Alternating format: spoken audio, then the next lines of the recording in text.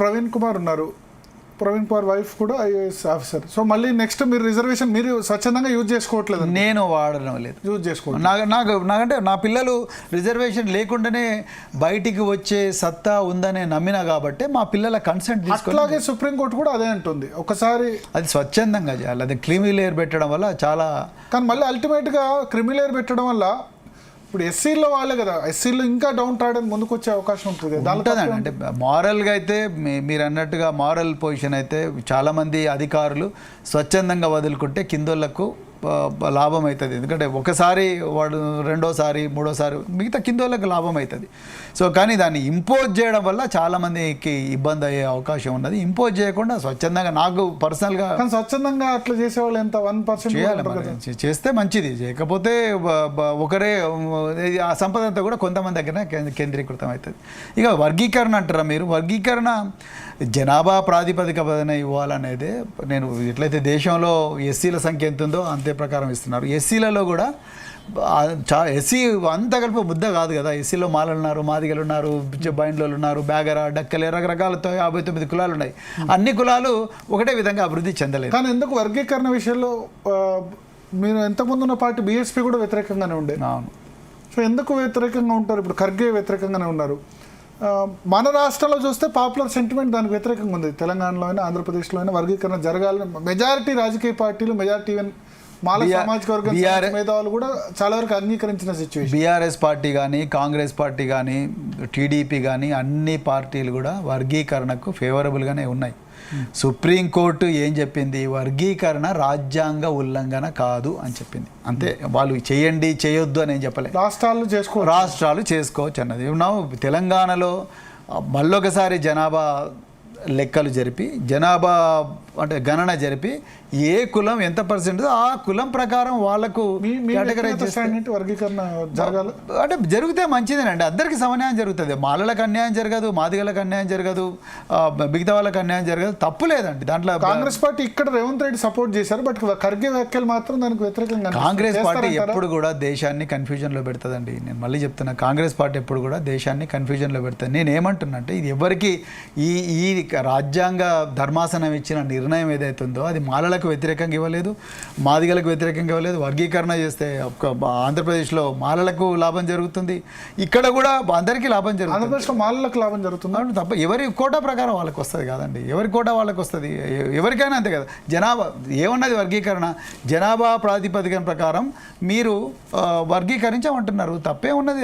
బీసీలలో చేసినప్పుడు ఎస్సీలో చేయడానికి తప్పే ఉన్నది, బీసీలో చేసిండుగా, అట్లనే అనేది. అంతే. అయితే నేనేమంటా, ఫైనల్గా it depends on the government decision తీసుకోవాలి. రెండోది మేము ఇంకోటి ఏం చెప్తున్నా అంటే, నేను పర్సనల్గా చెప్తున్నా, ప్రైవేటు రంగంలో కూడా రిజర్వేషన్లు తీసుకురావాలి. లేకపోతే ప్రైవేట్, ఇప్పుడు సంపద అంతా ప్రైవేట్ వైపు పోయింది, మరి ప్రైవేట్ రంగంలో ఉద్యోగాలు తగ్గుతున్నాయి. మరి ప్రైవేట్ రంగంలో ఇప్పుడున్న గవర్నమెంట్లో ఉండే సోకాల్డ్ 1,00,000 ఉద్యోగాల కోసం ఈ వర్గీకరణ చెప్పడం కన్నా ప్రైవేట్ రంగంలో రిజర్వేషన్లు తీసుకొస్తే ఈ వర్గాలకు అక్కడ కూడా రిజర్వేషన్లు వ్యతిరేకించే వాళ్ళు ఇంకెన్ని సంవత్సరాలు అని అంటున్నారు. ఎవరు వ్యతిరేకించేవాళ్ళు? ఈడబ్ల్యూఎస్ వచ్చిన తర్వాత ఇంకా రిజర్వేషన్లు ఎట్లా వ్యతిరేకిస్తారు? వచ్చిన తర్వాత రిజర్వేషన్లను క్వశ్చన్ చేసే జరుగుతుంది. యుఎస్ వెళ్తున్నారు, ఇంకా వేరే యూరోప్ వెళ్తున్నారు. తప్పు. రిజర్వేషన్ల వల్ల ఈ దేశం బాగుపడుతుంది, అన్ని వర్గాలకు సంపద సమానంగా వస్తుంది. సబ్ రిజర్వేషన్ల వల్ల ఇంకా బాగా అందరికీ లాభం జరుగుతుందనే ఆశతోనే అందరూ పనిచేస్తున్నారు. అందరూ దీని గురించి ప్రైవేట్ రంగంలో పాసిబిలిటీ అవుతుందంటారు. కావాలి. రకరకాల దేశాల్లో ప్రైవేట్ రంగంలో అఫర్మేటివ్ యాక్షన్ కింద చాలా సంస్థలు కూడా ఇస్తాయి. ఇవ్వాలి కూడా, గవర్నమెంట్ తప్పకుండా ఇవ్వాలి. ఇవ్వకపోతే ఎట్లా తెలుస్తుంది? ప్రభుత్వం దగ్గర నుంచి అన్ని రాయితీలు తీసుకొని నువ్వు టాలెంట్ ఉన్నోడికే ఇస్తా అంటే అనాదిగా ముద్ర ఉన్నోడే అన్ని తీసుకొని పోతాడు, మరి లేనోడు ఎన్నోడు తీసుకోవాలి. ఈడీ సంబంధించి మన ఈడీ కానీ సిబిఐ కానీ కవితకు బెయిల్ వచ్చింది. ఆ కేసు అంటే పోలీస్ ఆఫీసర్గా ఇప్పుడు లిక్కర్ స్కామ్కి సంబంధించి మీ అసెస్మెంట్ ఏంటి ఆ కేసు మీద? ఫేక్ కేసు అండి ఆ కేసులో. అసలు కానీ అది వచ్చినప్పుడు మీరు కవితను ఇంట్రాగేట్ చేసినప్పుడు మీరు అప్పుడు మీ స్టేట్మెంట్ చూస్తే ఆమె తప్పు చేసిందని అట్లా అనలేదండి, అట్లా అనలేదు. నేనేమన్నా అంటే ఒక అప్రూవర్స్ స్టేట్మెంట్ మీద, రైట్, ఒక హియర్సే ఎవిడెన్స్ మీద మనం ఈ కేసును లాజికల్గా డిసైడ్ చేయలేమని నేను చెప్పినాను. ఇప్పుడు కూడా అది చెప్పిన. కవిత గారిని తిహార్ జైల్లో కలవడానికి పోయినప్పుడు కూడా నేను బయటకు వచ్చి నేను ప్రెస్ మీట్ పెట్టిన. ఒక పోలీస్ ఆఫీసర్గా మనీ లాండరింగ్ కింద బుక్ చేయాల్సిన కేసు కాదు ఇది, ఒకటి. రెండోది, నిందితులు అనేబడే వ్యక్తుల దగ్గర ఎక్కడ కూడా ఒక్క పైసా దొరకలేదు, రైట్. మూడవది, దీనికి ఉన్న ఆధారం అంతా కూడా అప్రూవర్లు అనబడే వ్యక్తులు, ఆయన అక్యూజ్డ్ అనే వ్యక్తులు మేము వీళ్ళందరూ చేశారు అని చెప్పి అప్రూవర్లుగా మారి సహనిందితుల మీద ఇచ్చిన స్టేట్మెంట్ మీదనే మీరు కేసు అంతా బిల్డ్ చేశారు. ఇది ఏది టెనబుల్ కాదు. ఇవన్నీ టెనబుల్ కానప్పుడు ఇది abduction by the government of India అవుతుంది. అంటే గవర్నమెంట్ ఆఫ్ ఇండియా ఏదో రాజకీయ దురుద్దేశంతో అరవింద్ కేజ్రీవాల్ గారిని, మనీష్ సిసోడియా గారిని, కల్వకుంట్ల కవిత గారిని వీళ్ళందరినీ భయపెట్టి ఔరంగజేబ్ రోడ్లో హోటల్లో వీళ్ళంతా కలిసి అవన్నీ ఎవిడెన్స్ ఉన్నాయి, ఫోన్లు ఎక్కడ where is the money? Goa elections లో where is the money? Show me the money, show me the trial of money. అదేనే అంటున్నా. ఇప్పుడు మీరు పోలీస్ ఆఫీసర్గా మీకు ఫస్ట్ ఒక ఇంటెన్షన్, సరైన సాక్ష్యాలు పూర్తి స్థాయిలో లేకపోవచ్చు, కానీ వీళ్ళంతా కలవడానికి కారణం ఏముంది? అంటే కలవడానికి ఎన్ని రాజకీయాలు మాట్లాడడానికి కలవచ్చు, దేశం అట్లా కాదు, రాజకీయాలు మాట్లాడడానికి కలవచ్చు, రకరకాల కారణాల వల్ల. పాలసీ కూడా అదే సమయంలో చేంజ్ అయింది కదా ఢిల్లీలో. మీకు తెలుసు ఆ సమయంలో గవర్నమెంటే మద్యం పాలసీ అని మీరే అంటున్నారు. అంటే పాలసీ తీసుకోవడం గవర్నమెంట్ రెస్పాన్సిబిలిటీ కాదా ఏంటి? దానివల్ల ప్రభుత్వ ఖజానాకు నష్టం వాటిల్లింది అంటున్నారు. ప్రభుత్వ ఖజానా నష్టం అయితే ప్రభుత్వం డిసైడ్. ప్రజల చేత ఎన్నుకోబడ్డ ప్రభుత్వం తీసుకునే పాలసీలను మనం క్వశ్చన్ చేయలేము. అర్థమైందా? ఎందుకంటే వాళ్ళు ప్రజలతో ఎన్నుకోబడ్డారు. దట్స్ వై ఈ రాజ్యాంగంలో చట్టసభలను సుప్రీం అన్నారు. Because they are public representatives. వాళ్ళు ఒక పాలసీ తీసుకుంటారు. రేపు ఆ పాలసీ తప్పైతే ప్రజలు వాళ్ళని ఓడగొడతారు కదా. పాలసీ అయితే ప్రజలు ఓడగొడతారు. రేపొద్దున వాళ్ళు నిజంగా కుంభకోణాలు చేస్తే ప్రజలు ఊరుకోరు కదా. ఇప్పుడు రాష్ట్రంలో ట్రెండింగ్లో ఉంది హైడ్రా. అవును, ఏమంటారు హైడ్రా మీద? హైడ్రా పొద్దున హైడ్రా, రాత్రి కోబ్రా. రాత్రి కోబ్రా అంటే పొద్దున హైడ్రా పెట్టి కూలగొడతారు, రాత్రి కోబ్రా అని చెప్పి పైసలు తీసుకుంటారు అందరి దగ్గర నుంచి. ఎవరై ఇంట్లో అయితే కూలగొట్టలేదో వాళ్ళ దగ్గర నుంచి డబ్బులు తీసుకోవడానికి పెట్టింది హైడ్రా నేను అనుకుంటున్నా. చెరువులు, భరత్ గారు, చెరువులు కాపాడాలనే విషయంలో ఎవ్వరికి కూడా కన్ఫ్యూజన్ లేదు, రైట్. చెరువులు బలంగా ఉండాలి, చెరువులు ఉంటే ఇంకా మంచిది. హైదరాబాద్ నగరం చెరువుల నగరంగా మారాలని అనుకోవడం కూడా తప్పులేదు. చెరువులు మంచివి, మానసిక ఉల్లాసం ఇస్తాయి, వాతావరణం మంచిగా ఉంటుంది. కానీ గత 50 సంవత్సరాల నుంచి చెరువులన్నీ కూడా అన్యాక్రాంతం అవుతూ దాని పక్కనే వెంచర్ల మీద వెంచర్లు వస్తున్నప్పుడు కళ్ళు మూసుకున్న అధికారులు, రాజకీయ నాయకులు ఇవాళ సడన్ మెజారిటీ తెలంగాణ వచ్చిన తర్వాత ఈ చెరువులు మాయమే అంటున్నారు టీఆర్ఎస్ టైంలో. తప్పు. కేసీఆర్ గారు ఆ పని ఎప్పుడు చేయలేదు, నాకు తెలిసిన చేయనివాడు కూడా. ఎందుకంటే కేసీఆర్ గారి మైండ్ సెట్ తెలిసిన వ్యక్తిగా is nature lover basically. So చెరువులు సృష్టించిన వ్యక్తి, కాకతీయుల చెరువులు ఏ విధంగా తయారు చేశారని ఎన్నో చెరువులు కట్టించిన వ్యక్తి. మీరు కరివేన వట్టెము, తర్వాత కాంగ్రెస్ రూలింగ్లో అయింది కదా ఇదంతా. ఈ చెరువులన్నీ గొప్ప ప్రయత్నం చేస్తున్నారు. ఎందుకు మీరు దాన్ని సపోర్ట్ చేయాలి? ఆయన నేను ఏమంటున్నా, చెరువులను రక్షించడంలో కాంగ్రెస్ ప్రభుత్వం వాళ్ళు నిజంగా చిత్తనే ప్రయత్నం చేస్తుంటే నేను సపోర్ట్ చేస్తాను. Absolutely not a problem. చెరువు FTL బఫర్ జోన్స్ అతిక్రమించి తమ్ముడికి కూడా నోటీసులు ఇచ్చారు. తమ్ముడికి నోటీస్ ఇచ్చారు, 30 రోజులే నోటీస్ ఇచ్చారు. పేదోళ్ళు ఎవరైతే ఉన్నారో వాళ్ళకి ఒక్కరోజు కూడా నోటీస్ ఇవ్వలేదు. రాత్రి కూల్చారు, పొద్దున కూల్చిండ్రు, నేను రాత్రి కూల్చిండ్రు. మరి తమ్ముడిని కూడా కూల్చారుగా, ఆయనకి ఎందుకు నోటీస్ ఇచ్చిండ్రు? అర్థమైంది మీకు పాయింట్? ఆయనకి ఎందుకు నోటీస్ ఇచ్చిండ్రు?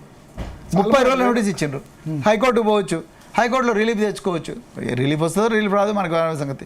హైకోర్టు పోయే అవకాశం అయితే ఇచ్చిండ్రుగా, మరి పేదోళ్ళకు కూడా ఇవ్వండి. నేను అదే అంటున్నా. ఇదంతా ఏంటంటే కేటీఆర్ కూడా టైం ఇచ్చినట్టున్నారు. కేటీఆర్ కూడా హైకోర్టుకు వెళ్ళారు. అది నాకు తెలియదు. మనం హైకోర్టు ఇస్తే హైకోర్టు దానికి అనుగుణంగా వివరించమని చెప్పింది. హైకోర్టు ఓవరాల్గా ఆస్తుల ప్రొటెక్షన్కి అయితే ఒకటి ఉండాలా, దాన్ని సపోర్ట్ చేస్తారా? మొన్న ఎన్ని కన్వెన్షన్ కూల్చేశారు? కూల్చుండ్రు. అది FTL పరిధి దాటుంటే కూల్చుంటే అబ్సల్యూట్లీ నేనే వెల్కమ్ చేస్తాను. టీఆర్ఎస్ గవర్నమెంట్ చేయలేదు, ఇప్పుడు చేసింది కాబట్టి రేవంత్ రెడ్డి హీరో అయినారు అంటారు కాంగ్రెస్ నేతలు. రేవంత్ రెడ్డి కన్వెన్షన్ కూల్చేసిన తర్వాత నాగార్జున కన్వెన్షన్ కూల్చేసిన తర్వాత రేవంత్ రెడ్డి ఇమేజ్ అమాంతంగా వాళ్ళ అన్న ఇల్లును కూల్చుంటే హీరో అయ్యేటోడు.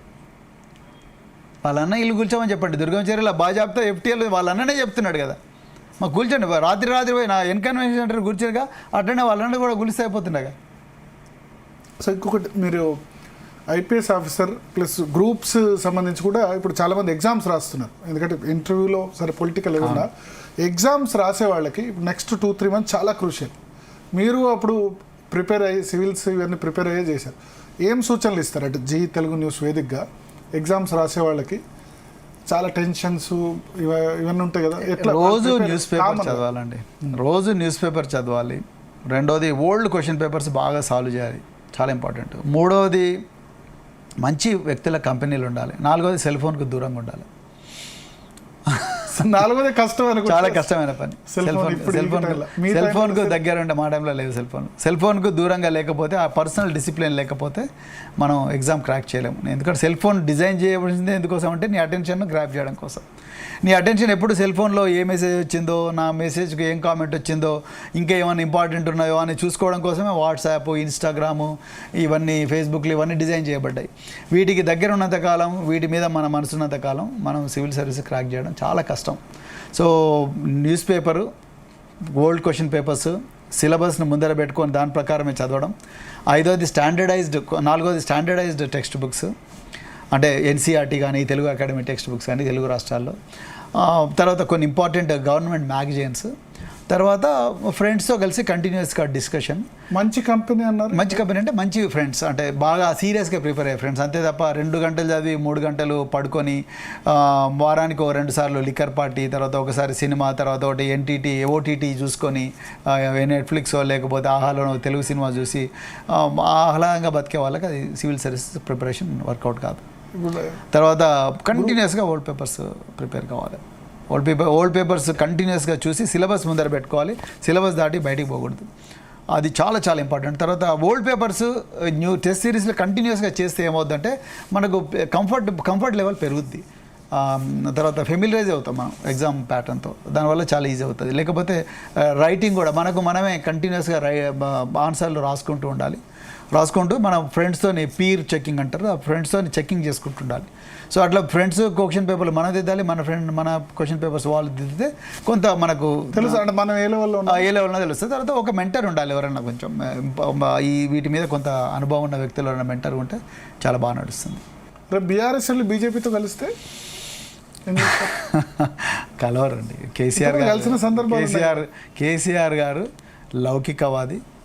2009లో లుధియానాలో కలిసేటోడైతే, కేసీఆర్ గారు కలిసేటోడైతే, నిజామాబాద్లో ఎండ లక్ష్మీనారాయణకు సపోర్ట్ చేశారు. కేసీఆర్ గారు కలిసేటోడైతే పూర్తిగా భుజం ఇద్దరు కలిసి. వినండి, కేసీఆర్ గారు కలిసేటోడైతే కల్వకుంట్ల కవిత గారు జైలు కోరు. సింపుల్. బీజేపీ ఎప్పుడు కూడా బీఆర్ఎస్ అంటే ఎట్లనే చేసి బీఆర్ఎస్ని పక్కకు పెడదామని చూస్తారు. కేసీఆర్ గారు ఎప్పుడు కూడా ఈ బీజేపీ కానీ కాంగ్రెస్ వీళ్ళ ఒత్తిళ్లకు లొంగటోడు అయితే తెలంగాణ వచ్చేది. కేసీఆర్కి మీకు చాలా మంచి ఎక్వేషన్ ఉండేది గురుకులాలు నడిపినంత కాలం. కానీ పొలిటికల్గా మీరు విమర్శలు చేసిన తర్వాత, ఆయన కలిసిన తర్వాత అదేమన్నా ఆయన మనసులో ఉంచుకున్నారా? నేను కేసీఆర్ గారిని వ్యక్తిగతంగా ఎప్పుడు అంటే పార్టీ పాలసీ ప్రకారం మీరు నేను ప్రతిపక్షంలో ఫస్ట్ టైం కలిసిన తర్వాత మంచిగా ఆహ్వానించండు ఆయన. నాకు ఎక్కడ కూడా ఇబ్బంది కలగలేదు. నాగర్ కర్నూలు ఎంపీ సీట్ కూడా ఇచ్చిండు కదా. సో నాకు ఎక్కడ కూడా, నా కోసం ప్రచారానికి కూడా వచ్చారు నాగర్ కర్నూలుకు. నాకు అట్లా ఎక్కడ కూడా ఇబ్బంది అయినట్టుగా నాకేం అనిపించలేదు. సో దానివల్ల నేను ఇబ్బంది పడలేదు, వారు కూడా ఇబ్బంది పడలేదు. నేను ఎక్కడ కూడా. కానీ మీలాంటి కాన్సెప్ట్తో ఉన్నవాళ్ళు జిగ్నేష్ మేవాని కానీ, చంద్రశేఖర్ ఆజాద్ కానీ, వీళ్ళందరితో కలిసి ఒక ప్లాట్ఫామ్ ఏర్పాటు చేసే అవకాశం ఉందా ప్రవీణ్ కుమార్ ఫ్యూచర్లో? నాకు ఇప్పుడైతే ఆలోచన లేదండి. ఎందుకంటే నేను ముందు తెలంగాణలో ఉండే బహుజన వర్గాలందరినీ ఒక గొప్ప మార్గంలో తీసుకుపోవాలని అనుకున్నాను. దానికి ఒక బీఆర్ఎస్ ఒక మంచి ప్లాట్ఫామ్ అనుకున్నాను. ఆ ప్లాట్ఫామ్లో ముందు నా వల్ల అయినంత ఆ వర్గాల కోసం చేయాలనుకున్నాను, అంతే తప్ప నేను ఇప్పుడు జిగ్నేష్ మేవాని ఇలా అంత సెలబ్రిటీ గాను, చంద్రశేఖర్ రాజు అంత సెలబ్రిటీ కాదు. నేను ఒక నార్మల్ ఐపీఎస్ ఆఫీసర్ను, ఉద్యోగాలు పెట్టుకొని రాజకీయాల్లోకి ఇప్పటికి కూడా ఒక నిత్య విద్యార్థిని, ఇప్పుడు కూడా నేను రాజకీయాలు నేర్చుకుంటున్నాను. Right, thank you Praveen Kumar గారు. జీ తెలుగు న్యూస్ కోసం సమయం కేటాయించారు. మొత్తానికి ప్రవీణ్ కుమార్ అయితే చెప్తున్నాడు, ముందుగా తెలంగాణలో తనను నమ్ముకొని ఉన్న వర్గాలు, బహుజన వర్గాలు ఏకీకృతం చేయడం అన్నది ప్రధాన కర్తవ్యం. బీజేపీ ఆర్ఎస్ఎస్ ఎప్పుడు కూడా తన మీద తప్పుడు ప్రచారం చేస్తూనే ఉంటాయని ఆయన చెప్తున్నారు. ఇది ఆర్ఎస్ ప్రవీణ్ కుమార్తో బిగ్ డిబేట్ విత్ భరత్. మరో బిగ్ డిబేట్లో మళ్ళీ వెళ్దాం.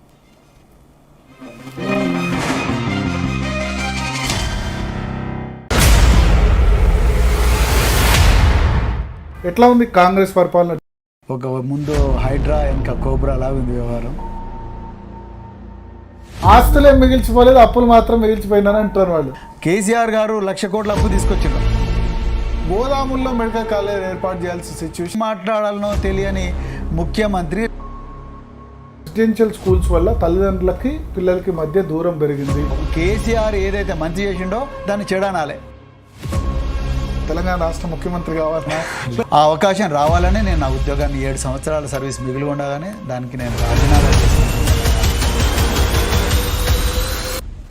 బహుజనుల వాదం మాట్లాడే ఆర్ఎస్ ప్రవీణ్ కుమార్ బహుజనుల్ని కాల్చి చంపారు. ప్రవీణ్ కుమార్ హయాంలో 1-2 ఎన్కౌంటర్లు ఏవో జరిగితే